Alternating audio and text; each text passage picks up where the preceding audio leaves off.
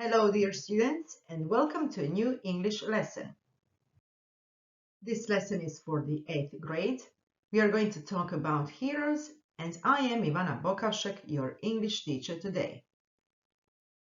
By the end of this lesson, you will be able to understand the text about workers' rights by reading. You will be able to understand the text about Florence Nightingale by listening, and you will be able to write a structured text about teenager heroes' activities in a community using the adverbs of manner. For today's lesson, you need a pencil, a notebook, a laptop, tablet or mobile phone, QR code scanner, and internet connection. When you think of a hero, which adjectives can you think of to describe him? Daring, meaning he's brave enough to take risks. Odvažan, smion. He needs to be fearless to deal with the most dangerous situations and the worst enemies.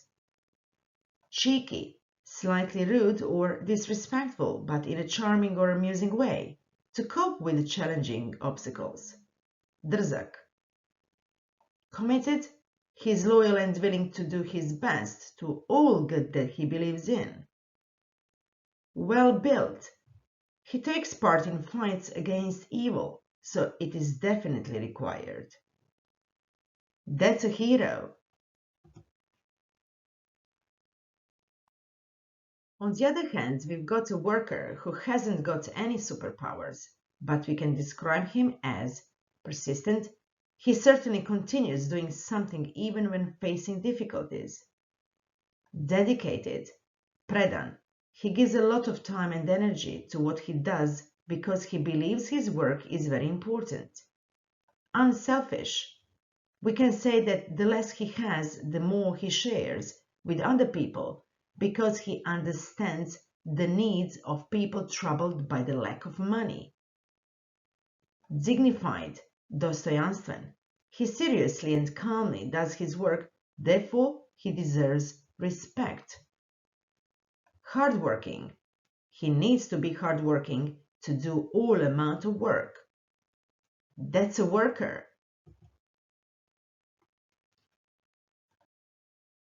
Now we have defined some major qualities of a hero and a worker. And we can say they are both socially aware, or in other words, their social awareness is highly developed. Look at this grid. There is an adjective in each column. We can say for a hero that he is powerful. For a worker, industrious. It means he works very hard. Marljiv. Can we say that they are both efficient? Yes, definitely. Now, pause the lesson, copy this chart in your notebook, and write in more adjectives. When you finish it, let your teacher check it. Look at this mind map. The key word is work, obviously, and you have 4 other words closely connected to the keyword. We have a worker as an essential person who does his work and he earns his salary. A worker has working rights. For example, he has rights to have his holidays, also safe working conditions, and a proper equipment to do his work. We can't forget working hours, in other words, working time. It is set by some law acts because we can't work without any time limits. It's your turn again. Continue with this mind map. Fill in these blanks with the question marks with the words that are connected to the keyword work. Copy this mind map in your notebook and make it as wide as you can. Pause the lesson, of course, and show your mind map to your teacher. Working rights became an important social issue with the Industrial Revolution. The Industrial Revolution brought the development of factories in the 19th century, but also long working hours. Children needed to work to help their families, to survive poor living conditions. Workers were underpaid and working conditions were difficult and unsafe. Before reading the following text, you need to match the keywords to their definitions. But first, let's check what they mean in Croatian. Seamstress, krojačica. Labor, rad, trud. Fiery, vatren, ratoboran. Union, sindikat. Strike, štrajk. Prohibit, zabraniti. You can notice the difference between British English and American English in spelling the word labor. Labor in British English is spelled with U and in American English without U. Now you are ready to do this task and pause the lesson to do it correctly.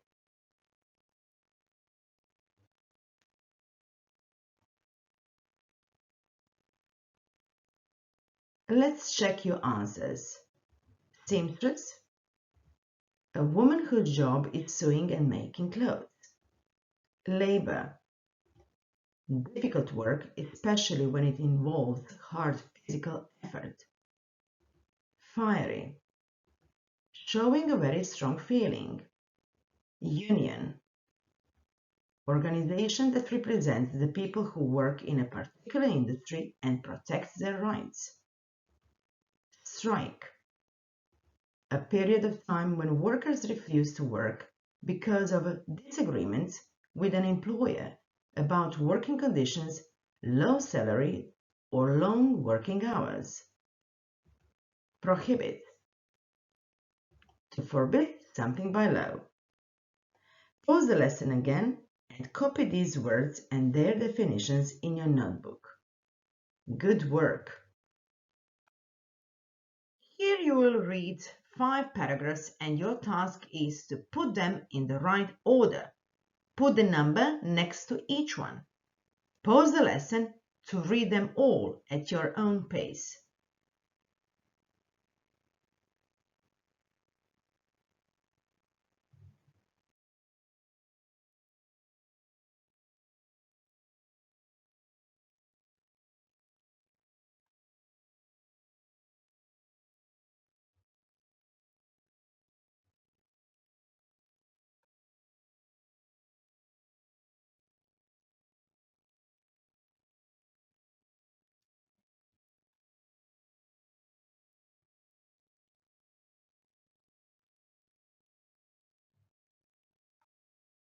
Now check your answers.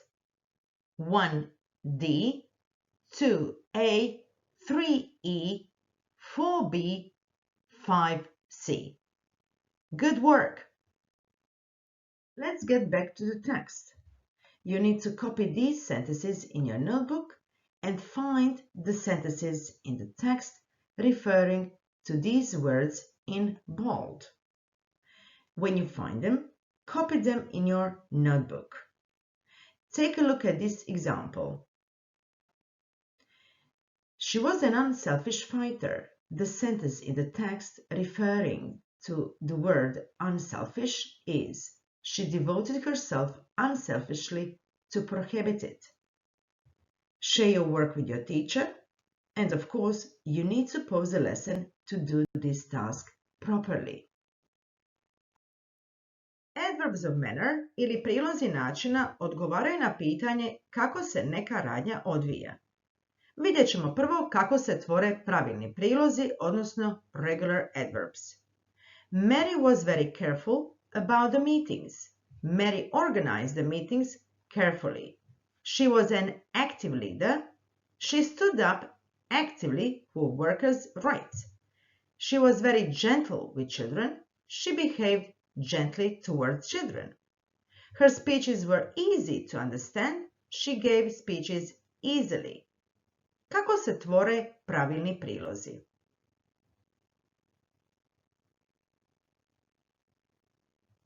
That's right. Na pridjev dodajemo nastavak ly. I još jedno važno pravilo. Kad pridjev završava y, a pored njega se nalazi zatvornik, y se mijenja u i. Nepravilni prilozi, odnosno irregular adverbs, nemaju nastavak ly. Njihove oblike ćete zapamtiti vježbom i primjenom u govoru i pisanju. Evo nekih primjera. Good, well. She was a good speaker.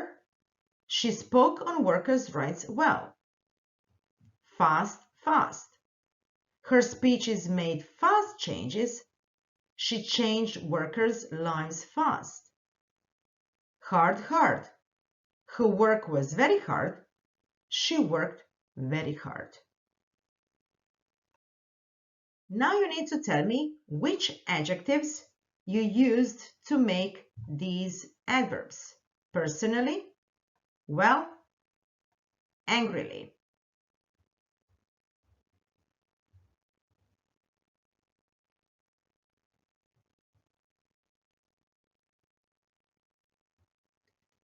Let's check them. Personal, good. Angry, good work.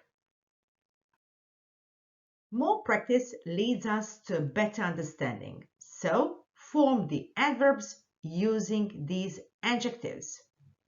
Terrible, happy, careful, bad.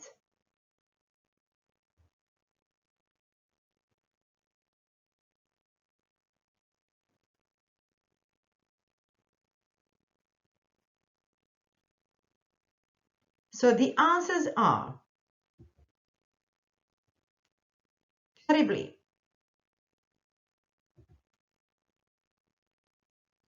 happily, carefully,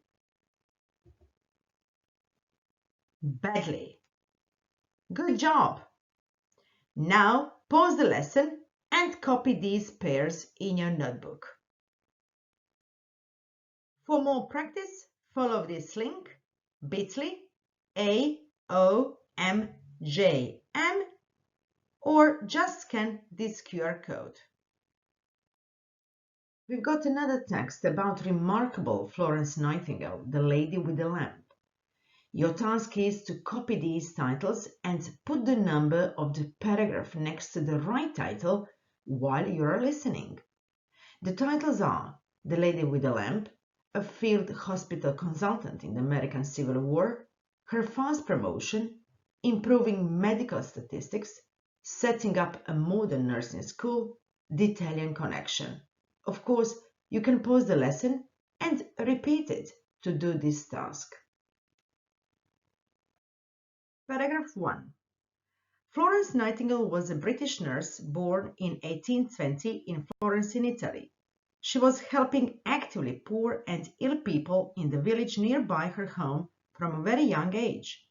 When she was 16, she realized clearly that nursing was her calling. Paragraph 2.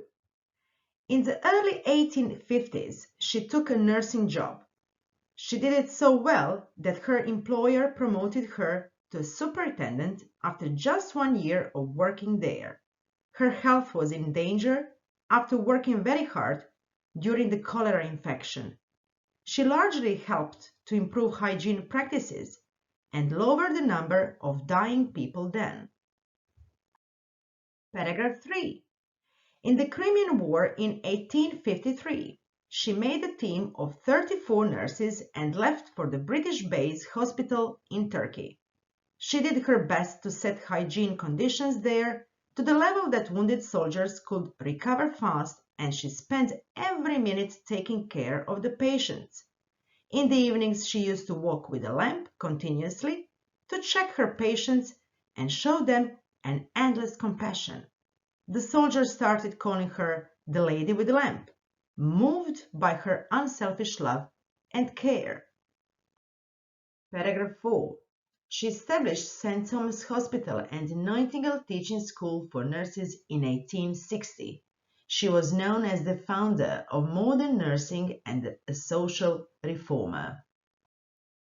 Finally, you can check how successfully you've done this task. The first paragraph is about Italian connection. The second one, her fast promotion. The third one, the lady with the lamp. And the fourth one, setting up a modern nursing school. Well done! It's time to write. As a young journalist, you need to write your review on the teenagers who stand out for their heroic characteristics using these adverbs: actively, compassionately, well, gently, truly, carefully, hard, easily. You can choose your classmate who helps unselfishly other students with learning and improving their self-confidence. Write a text in 80 to 100 words. In the first paragraph, you need to give the example. In the second one, the reasons. And in the third one, you need to conclude this topic. Use regular and irregular adverbs of manner. Of course, you need to pause this lesson to do this task. When you finish this task, share it with your teacher. To check how well you've done your review, you need to use this assessment rubric. Each category has its own levels, so find how good the content, vocabulary, spelling and punctuation, and grammar are in your text. Before we end this lesson, stop for a while to think about today's lesson and do this self-check. Choose 3 words you've learned in today's lesson. Choose any of the 5 ways to explain them to your classmates. This is the end of our lesson today, and I hope you enjoyed it. You've done a great work. See you soon again. Bye.